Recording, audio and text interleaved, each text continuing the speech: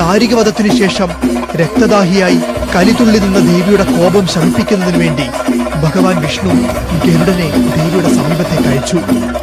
ഗരുഡൻ ദേവിയെ സന്തോഷിപ്പിക്കാനായി നൃത്തം ചെയ്തു. ശേഷം ദേവിക്ക് ഗരുഡൻ സ്വന്തം രക്തം അർപ്പിച്ചു. ഗരുഡന്റെ രക്തം പാനം ചെയ്തതിനു ശേഷമാണ് ദേവിയുടെ കോപമടങ്ങിയതെന്നാണ് വിശ്വാസം.